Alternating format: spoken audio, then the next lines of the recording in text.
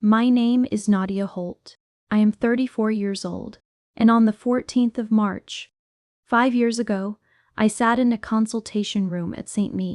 Luke's Medical Center in Pittsburgh, Pennsylvania, and listened to a cardiologist named Dr. Tim Elias Prentice explain to me, in the quietest, most careful voice, that without a mitral valve repair surgery, my heart would continue to deteriorate until it simply stopped.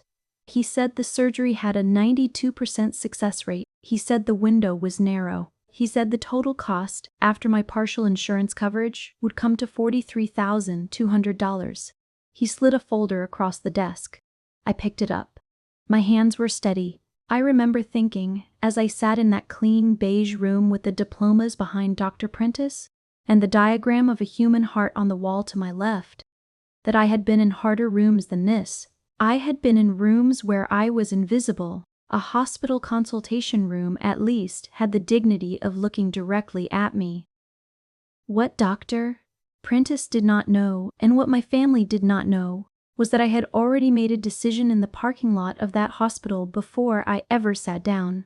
I had decided that whatever came next, I was going to survive it on my terms, alone if I had to. Because 2 days before that appointment, I had called my mother. I had told her the diagnosis, and she had said, "Nadia, I really wish you had better timing." And then she told me about the wedding. This is that story.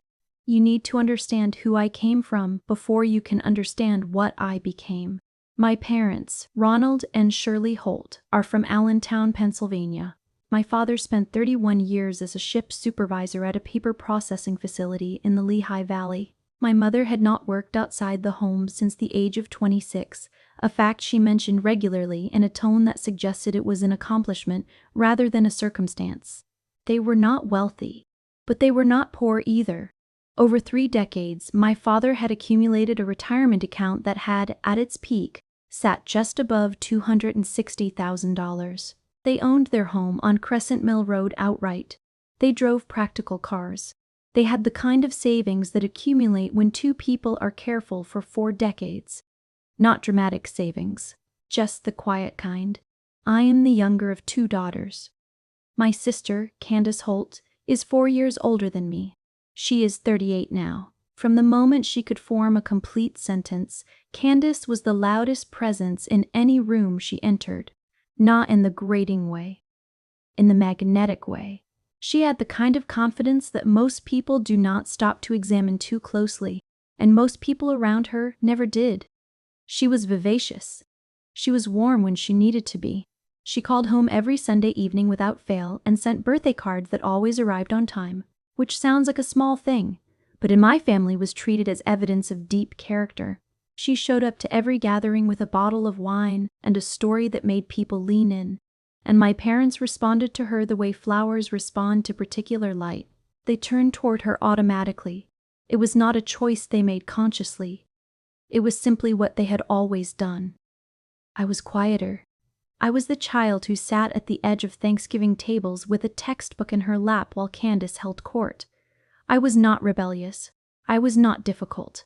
I was, in the vocabulary of families like mine, simply invisible in the way that competent, self-sufficient people often become invisible. When you do not require rescuing, people tend to forget to check on you. I finished high school a semester early. I received a partial scholarship to the University of Pittsburgh and funded the rest myself through 2 part-time jobs and a federal loan that I paid off in 7 years. I graduated with a degree in Health Services Administration at 22.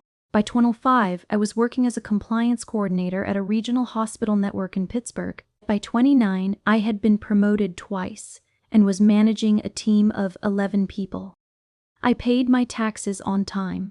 I sent flowers to my mother on her birthday every year, always the arrangement with the cream-colored ranunculus she had once mentioned she liked, which I had noted quietly and remembered. I called home every week. I asked the right questions. I offered to come home for the right occasions. I drove to Allentown for Christmases and Easters and 2 of my mother's milestone birthdays.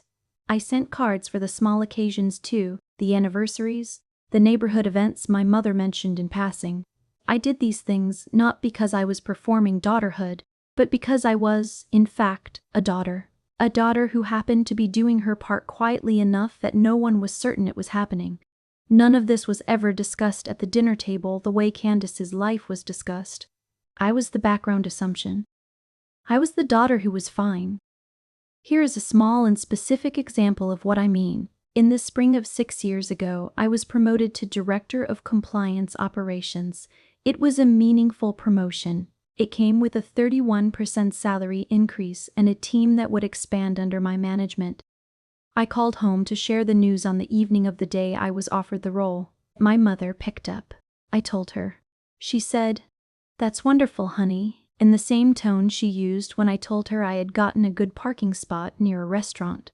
Then, without pausing, she spent the next 18 minutes telling me about the vacation Candace and her then-boyfriend Travis Mercer had taken to Tuscany, including the name of the hotel, the price of the wine they had at dinner one evening, and a story about a gondola that apparently became the centerpiece of a conversation they had had with another couple at breakfast the next morning.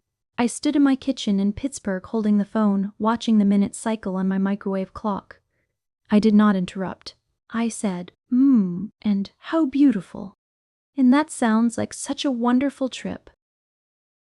When I hung up the phone, I stood very still in the kitchen for a long time. Then I poured a glass of water and went back to work. Here is another example. 3 years before the surgery, my father was hospitalized for a brief cardiac episode. Nothing serious in the end. A minor arrhythmia that resolved with medication and monitoring. But I did not know that when I got the call. I was sitting at my desk at 6:14 on a Tuesday evening when my mother called. I drove 4 hours to Allentown the same night. I sat with him for 2 days. I met with his cardiologist, took notes, asked the questions about long-term management that my mother did not know to ask because she had not yet thought of my father as someone who required long-term management. I created a medication tracking document for them. I organized his follow-up appointments into a single calendar they could share. I stayed until he was stable and came home. Candace, who lived at that time in Stamford, Connecticut, less than 2 hours away, sent a text on the 3rd day. "Thinking of you, Daddy. Feel better soon." There was a small red heart at the end. 6 months later, when my mother told the story of that hospitalization to a neighbor at a backyard gathering, she said, "It really meant so much that Candace was thinking of us the whole time." She did not mention the 4-hour drive. She never did. That is the architecture of the family I grew up in. There was no cruelty in it that you could point to and name. It was not dramatic. It was not the kind of story where someone screams or threatens or draws a visible line. It was quieter than that. It was the slow, consistent redirection of attention toward the child who performed loudly and away from the child who did not. And I had, over many years, made a kind of peace with it, the way you make peace with a room that is always slightly too cold. You stop expecting the temperature to change. You simply wear an extra layer. Then came the diagnosis. And then came the phone call. And then my mother said the words that changed the architecture of everything. The 12th of March was a Wednesday, a gray afternoon in Pittsburgh, the kind where the clouds press close and the city looks older than it is. I had just left Dr. Prentice's office after the appointment where he had explained for the first time with full clinical specificity what my symptoms over the preceding 18 months had actually been.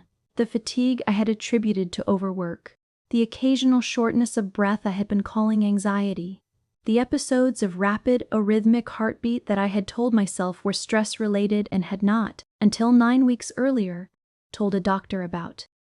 None of these things were stress. They were the early and advancing stages of mitral valve regurgitation. My heart had a structural problem. It had been leaking quietly, probably since my early 20s, and it had reached the point where the damage would become irreversible within a window of 9 to 14 months if the valve was not repaired surgically. I sat in my car in the parking structure for 22 minutes after that appointment. I did not cry. I thought about the word irreversible and what it meant in practice. Then I started the car. I drove home. I made dinner. A simple pasta I did not taste. I sat down at the table and called my mother. She picked up on the second ring. There was a cooking program on in the background, which she turned down slightly but not all the way. I told her what Dr. Prentice had said. I gave her the complete information, the name of the condition, the severity level, the recommended surgery, the success rate of 92%, the recovery timeline, and the cost. I was precise about the cost because I knew even then that the cost was going to matter. $43,200. I was not asking for anything yet. I was simply telling her the way you tell the people who love you when something serious is happening. There was a pause, and then she said, "Nadia, I really wish you had better timing." I did not speak. "We're right in the middle of planning Candace's wedding to Travis," she said. "The date is set for September, and we've already committed to helping substantially with costs. Travis's family is contributing what they can, but there's a significant gap, and we've promised to cover it. The venue deposit alone was $12,000. And then there's the dress and the flowers and the rehearsal dinner and the honeymoon. It's all adding up very quickly. And we've made promises to Candace." I said very carefully, "Mom, I need heart surgery." She said, "I know, sweetheart. And I know that's frightening. But you've always been so capable. You've always figured things out in ways that Candace just isn't able to. We'll absolutely help you think through your options. But right now, our finances are spoken for. You'll figure this out. You always do." I held the phone against my ear for 3 more seconds.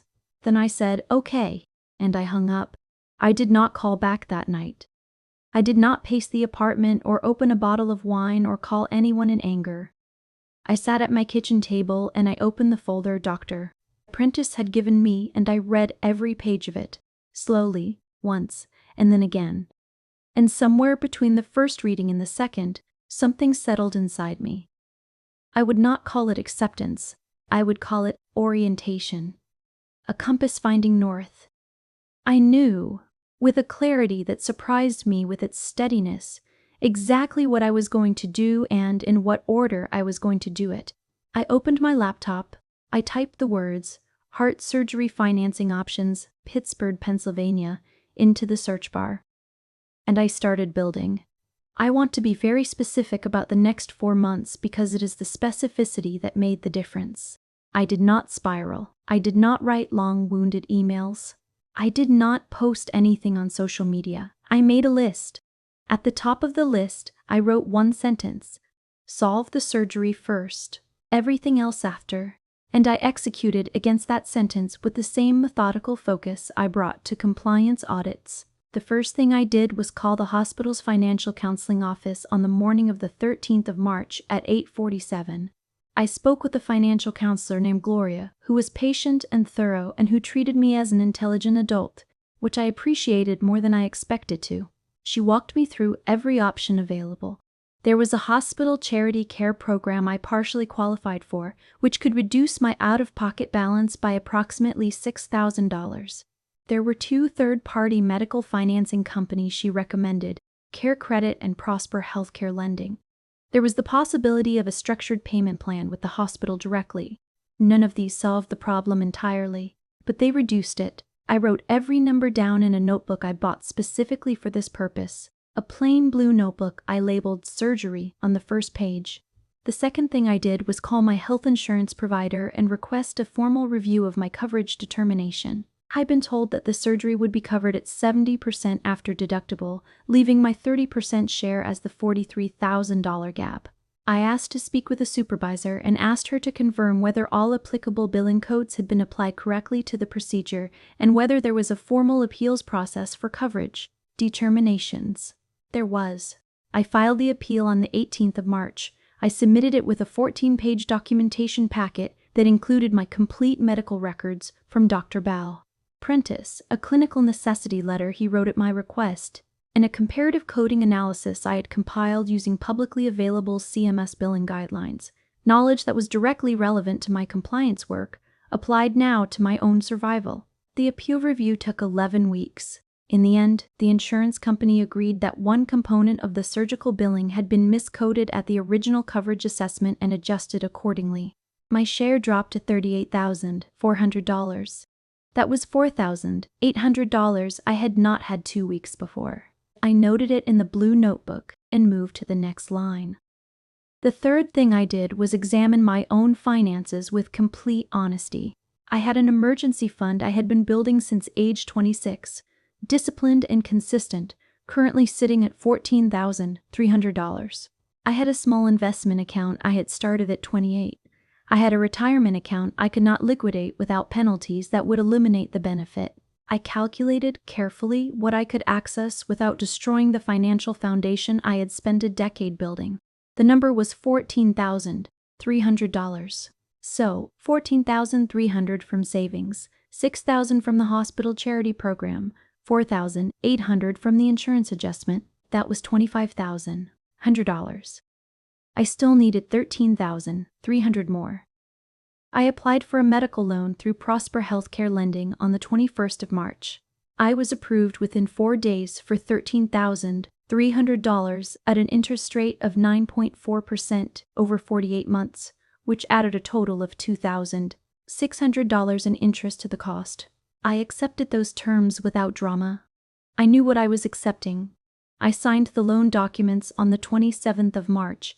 I scheduled the surgery for the 18th of June. Now here is what most people who know me do not know. While I was doing all of that, filing insurance appeals, meeting with financial counselors, calculating loan terms, reorganizing my saving strategy, I was also going to work every single day. I was managing 11 people. I was conducting a multi-site compliance audit for a client that had a deliverable due in April. I was presenting at leadership meetings with a clarity that no one in those rooms had any reason to question. Not one person at work knew what was happening. My closest friend, Tara Givens, who lives in Columbus, Ohio, knew because I called her the night of the 12th and told her everything. She offered immediately to fly to Pittsburgh. I told her I would call her if I needed her. She said, "I know you're going to try to do this alone. Please don't." I thanked her. I did not promise. She came anyway. She drove 6 hours from Columbus on the 16th of June, 2 days before the surgery. She stayed for 5 days. She was sitting in the waiting room when I was taken in. She was there when I came out of recovery. She brought food she had cooked herself in containers labeled with heating instructions, enough for 2 weeks. My parents were in Allentown finalizing a seating chart. The surgery took 4 hours and 11 minutes. Dr. Prentice repaired the valve successfully. The recovery was 6 weeks of restricted activity, followed by a graduated return to full capacity. I followed every protocol exactly. I kept every follow-up appointment. By the 28th of August, I had been cleared for full return to work. The surgery was behind me. I was alive. My heart was intact. Candace's wedding invitation arrived in a cream-colored envelope in late June, approximately 10 days after I came home from the hospital. It was addressed in calligraphed script to Miss Nadia Holt. There was no note inside, just the invitation and an RSVP card with a small gold foil heart printed at the bottom. I placed it on my kitchen counter. I looked at it for several days. Then I put it in a drawer. I called my mother on the 1st of July to tell her the surgery had gone well. She said, "Oh, Nadia, I am so relieved. You are always so strong. I just knew you'd figure it out." Then she asked if I would be attending the wedding in September.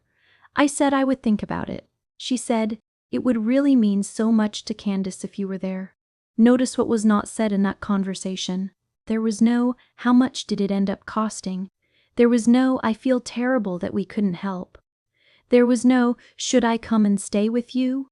There was the relief of a problem that had solved itself, and a pivot to the event that had mattered all along. I noted this.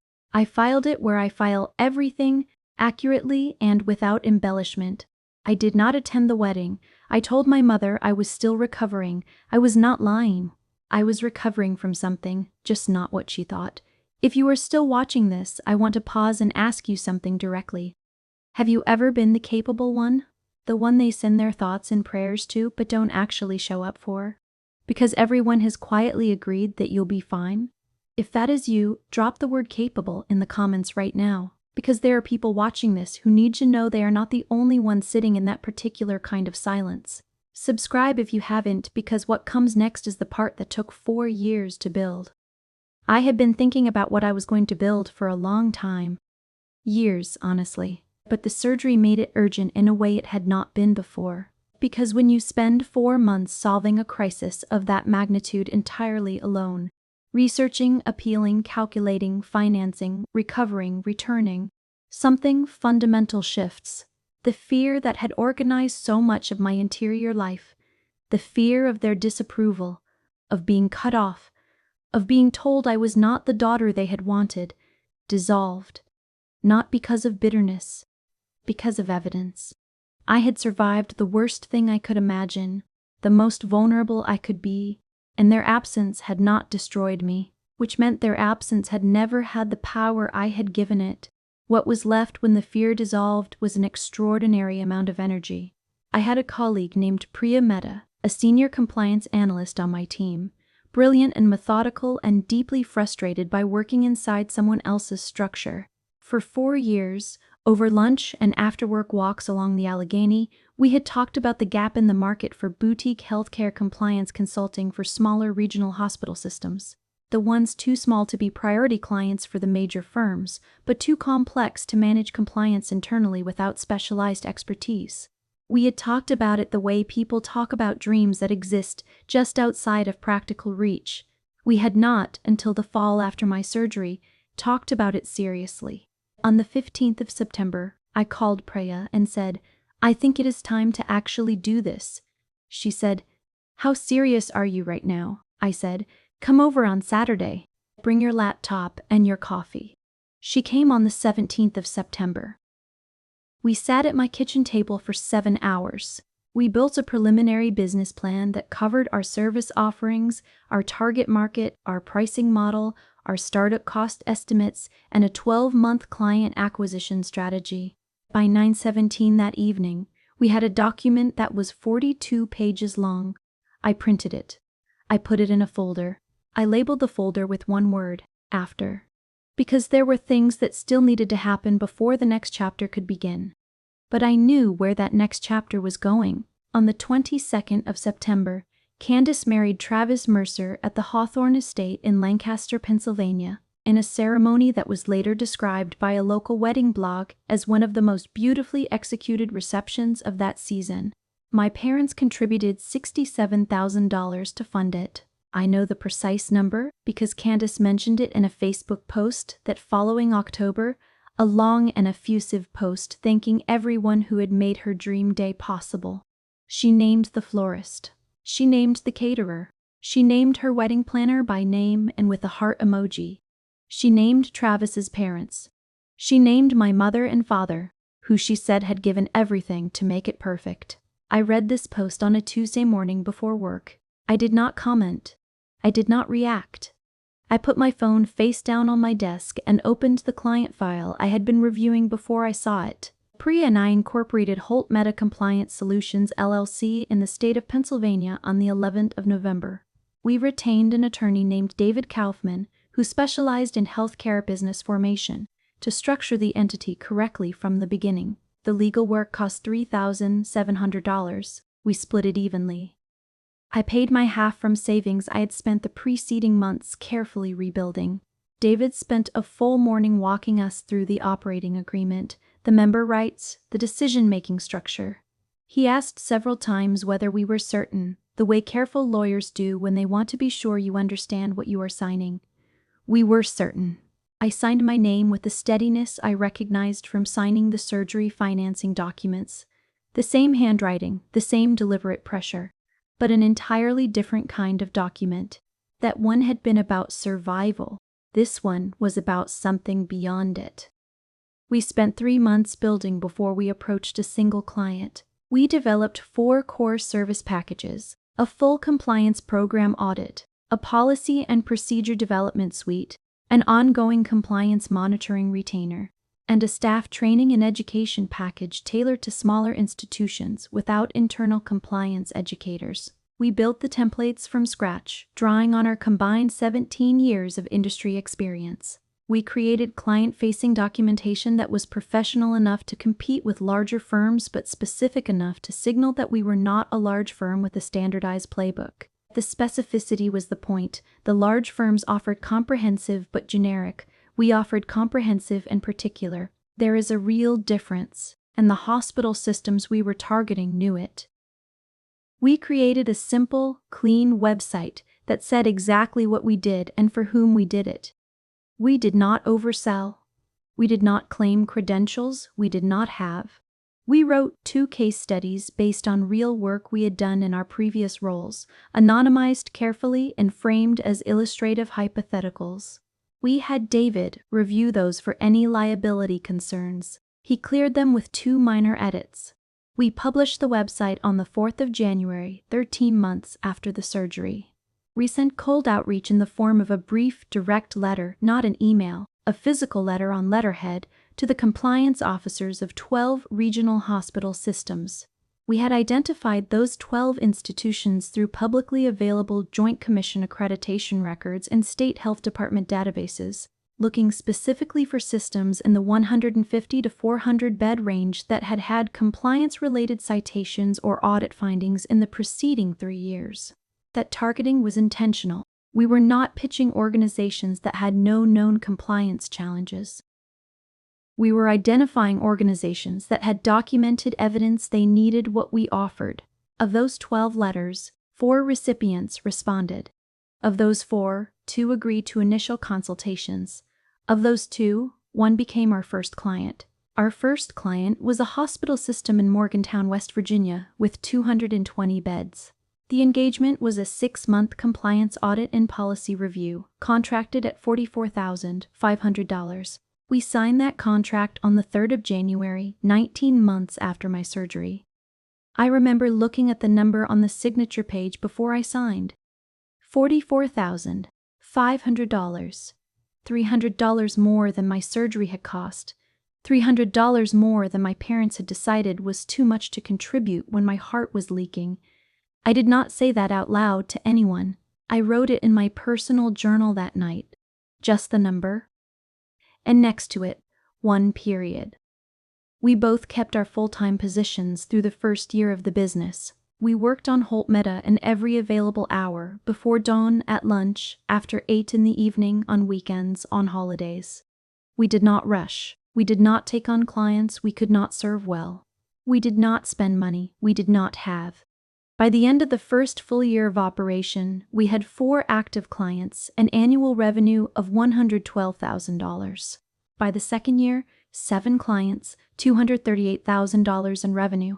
In the spring of our second year, we hired our first full-time compliance analyst, a man named Marcus Webb, who came to us from a large hospital system and was exactly the kind of careful, principled professional we needed. We had built something real. My relationship with my family during these years was polite and minimal. I came home at Christmas. I called on birthdays. I came to Thanksgiving when I could, which was most years. I listened to my mother describe Candace's new home in Doylestown, the renovation they were doing to the kitchen, the pregnancy she and Travis announced in February of our second year of business. I asked appropriate questions. I said the right things. I shared nothing about the business. Not one word to any of them, not because I was punishing them, but because their acknowledgement was no longer something I required. I had stopped waiting for the weather to change. I had moved somewhere with a better climate. My father asked me once, over a football game during a Christmas visit, how work was going. I said, "It's going well." He nodded and turned back to the screen. That was the entire conversation about the company I had built with my own hands and my own money, and the 4 years of quiet, following the most frightening and lonely period of my life. Then, in October of the 4th year, my father called. He called at 6:43 on a Thursday evening. I was reviewing a contract and noted the time automatically when his name appeared on my screen. His voice, when I answered, was different from the voice I was used to. My father is an affable man, slightly distracted in the comfortable way of men who have never had to be fully present because the room always runs without them. This voice was neither affable nor distracted. This voice was afraid. He told me that my mother had been diagnosed with end-stage renal failure. The diagnosis was 4 months old. They had been managing it quietly, he said, pursuing various interventions, but her kidney function had declined to a level that made a transplant the only remaining viable option. They had been consulting with the transplant team at Penn Medicine in Philadelphia. The waiting list for a deceased donor kidney for someone of her blood type and age, he explained, was estimated at 5 to 7 years. That was too long. The transplant team had recommended pursuing a living donor, and the first step, he said carefully, was testing family members. He said, "We're hoping you'd be willing to be tested, Nadia." I said, "I understand." He said, "Your mother would never ask you herself. You know how she is. But it would mean the world." I said, "I'll think about it, Dad." He said, "Of course. Take all the time you need. And then, I really hope you'll say yes, sweetheart." I put the phone down. I sat in my office chair and looked out the window at the Pittsburgh skyline beginning to light itself in the dark, building by building, the way it does in October when the evenings arrive early. I sat with the conversation for a long time. I did not think about anger. I thought about a consultation room, a folder on a desk, a cardiologist's careful voice, a parking lot where I had made a decision before I knew exactly what I was deciding. Then I called Tara.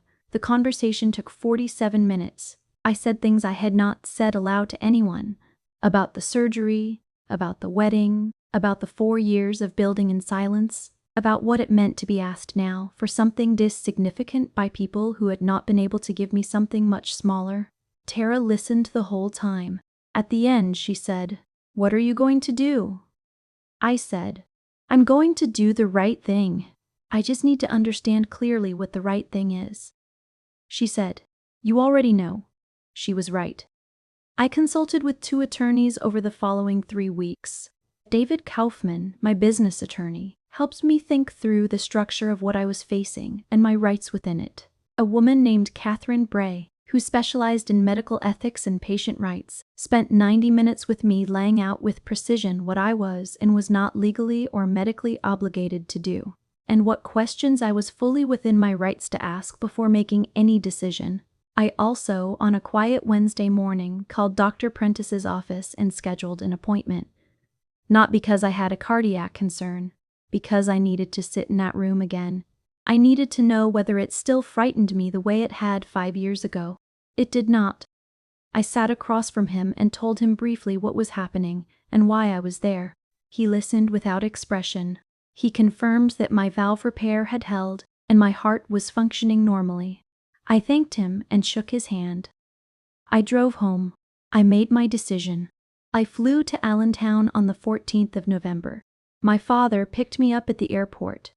The drive to Crescent Mill Road takes 23 minutes. He talked about the weather and a neighbor's renovation project and a book he had been reading. He talked about everything except why I was there.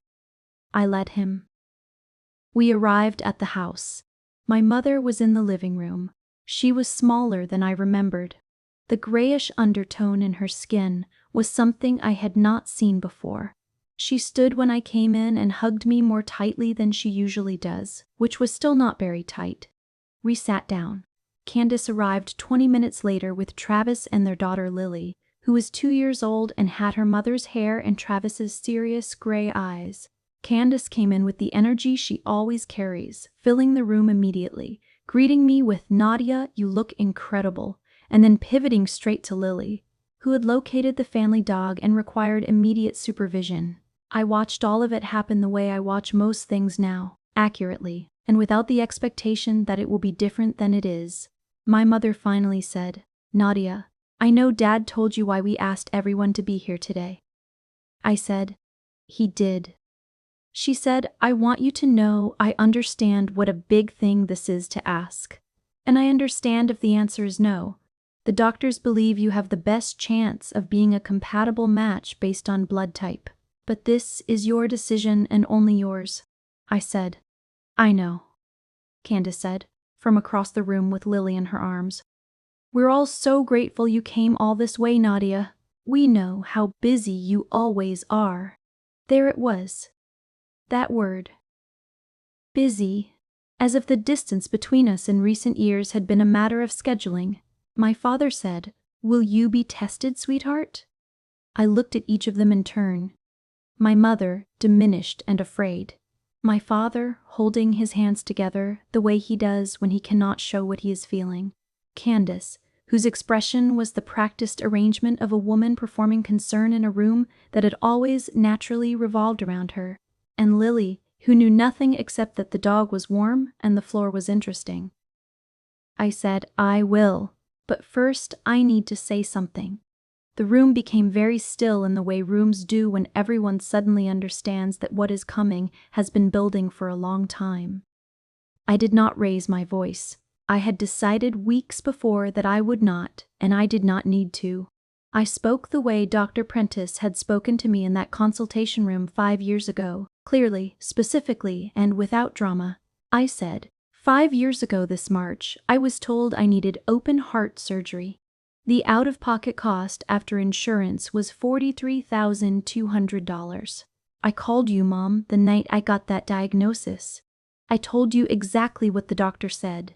And you told me I had bad timing because you were in the middle of planning Candace's wedding. You and Dad chose to spend $67,000 on that wedding. I went into debt to repair my heart, and I did it alone. My mother started to speak. I said, "I'm not finished." She stopped.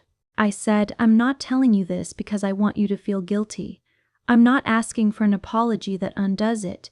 I'm telling you because I need it to exist somewhere outside of my own memory. I solved the surgery. I recovered. I went back to work. I built a business with a colleague that now has 14 employees and just under $500,000 in annual revenue. You did not know that because I did not tell you. I did not tell you because I stopped needing your acknowledgement to know that what I was building was real." The room was completely silent. Travis was looking at the floor. Candace had gone very still. Lily pressed against her shoulder. I said, "I am going to be tested. If I am a compatible donor, I will give serious thought to donating, because she is my mother and I believe in doing right by people regardless of whether they have always done right by me. But I need you all to hear what I just said, not to agree with it, not to respond, just to hear it." My mother said after a moment that lasted a long time, "I am sorry, Nadia." Her voice had something in it I had not heard in it before, something scraped out and genuine. "I don't know what we were thinking. I am sorry." My father said, "I didn't know the full picture. I swear I didn't know the numbers. I'm sorry, sweetheart." Candace was quiet for a very long time. And then she said, carefully, with Lily still in her arms and her voice smaller than I had ever heard it, "I'm sorry too, Nadia. I think I always knew it wasn't fair. I think I chose not to look at it too directly." She paused. "I'm sorry I made it easier not to." That was the moment, not the surgery, not the business. Not the contract that exceeded my medical debt by $300. This moment, in a living room on Crescent Mill Road in the gray November afternoon with the dog asleep near the door and a child who knew nothing pressing her face against her mother's shoulder, this was the moment that cost the most and returned the most. I looked at Candace for a long time. I said, "I know you did." The testing was completed the following week at Penn Medicine's Transplant Center in Philadelphia. The results arrived 12 days later. I was not a compatible donor.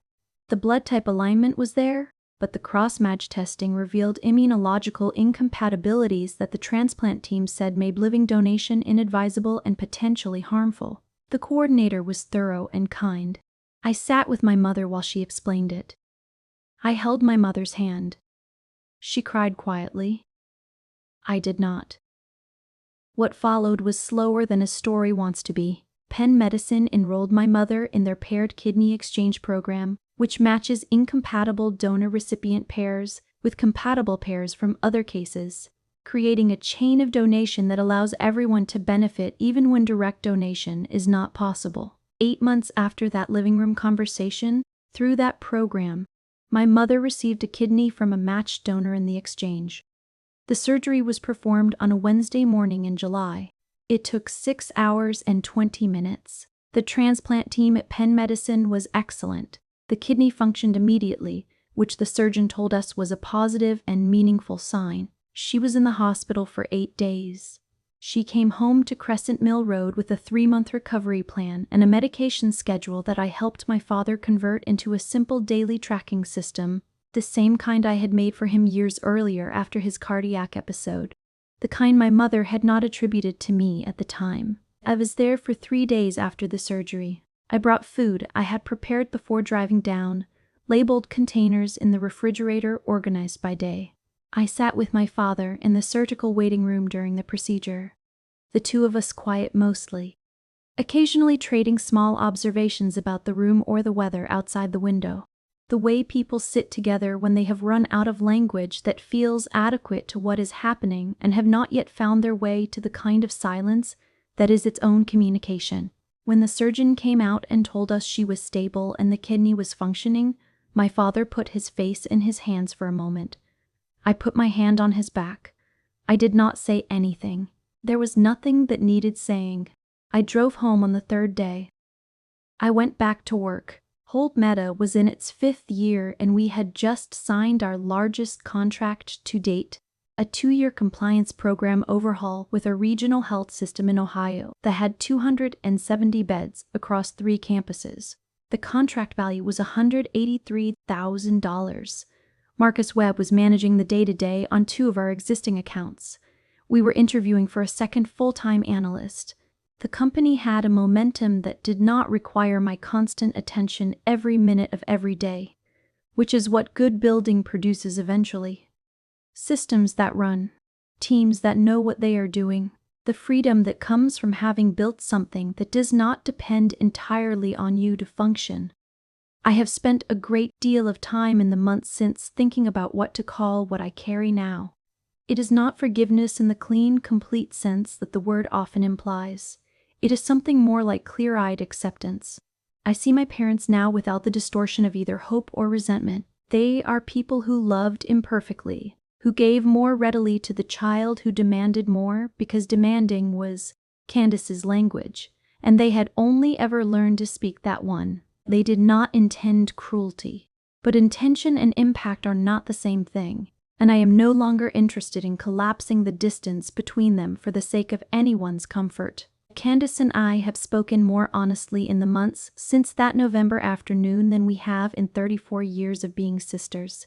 Not warmly exactly, not in the easy way of people who never had to navigate what we navigated, but honestly. She has said things she clearly needed to say, about the ways the family dynamic affected her too, about the pressure of always being the center, which she described once as exhausting in a way she had never admitted to anyone before. I listened. I did not absolve her, but I did not dismiss her either. She is a person who was handed a role in her family of origin that she did not fully examine until someone finally held up a mirror. That is not unique to her. That is most of us to varying degrees. What I know is this. The surgery happened, the business happened, the 14 employees and the projected crossing of $500,000 in annual revenue and the 14 months of building in silence and the quiet discipline of not needing anyone to witness it while it was being built. All of that happened, and none of it required their permission or their acknowledgement to be real. It was real because I made it real, one decision at a time, one morning at a time. In the particular silence of a woman who has stopped performing her ambition for an audience that was not watching and has started simply living it, I have learned, in these 5 years, that there is a particular kind of freedom available only to people who have been forced to rely entirely on themselves at the exact moment they most needed not to be alone. It is not a freedom that comes from having everything you needed. It comes from discovering, in the absence of what you needed, that you already had more than you knew, that you were more than they had made room for, that the life you wanted was not waiting behind their approval but had been available to you all along, on the other side of the decision to stop asking. That discovery does not leave you. It becomes the floor you stand on. And once you are standing on that floor, you find that you can be generous with people who failed you in ways you could not have been before. Because your generosity no longer costs you your sense of self, You can sit in your mother's hospital room and hold her hand. You can drive 4 hours and organize the medication schedule. Not because they earned it, not because the $43,000 has been repaid in kindness, but because you have decided who you are going to be, and that person shows up when it matters. Not because she is required to, but because she has chosen to. I do not walk into my parents' house now needing it to be a different house than it is. I do not sit at their table needing the attention balance to have shifted. I go. I observe. I know what I know. And I drive home to the life I built when they were busy planning a wedding. To anyone watching this who is somewhere in the middle of your version of the story, not at the resolution yet, still in the years of quiet and work and construction, I want to say something directly. Your stillness is not weakness. Your refusal to perform your pain for people who are not watching carefully enough to see it is not failure. The absence of their acknowledgement does not make what you are building any less real. Dignity sustained over time becomes, eventually, the most articulate thing you have ever said. The loudest comebacks are built in silence. I know that now, not as a phrase, but as a fact. I lived it, year by year, decision by decision, invoice by invoice, into the life I have now. What was the moment you stopped waiting for someone else to see your worth and started building it yourself? Tell me in the comments. I read every single one. There are no words sufficient for how grateful we are that you stayed with this story all the way to the end. You gave us your time, and that is not a small thing. Stories like Nadia's deserve to be told not because they are exceptional, but because they are true. Because somewhere right now, a woman is sitting alone in a consultation room or a kitchen or a parking lot making a quiet decision that no one around her will understand for years. Every time you watch and share and comment, you are telling that woman that her story matters. That is why we do this. We are Revenge Chronicles, and we release a new story every single day. If this one stayed with you, subscribe and follow so you never miss what comes next. The next story is already waiting for you. Thank you for being in this room with us.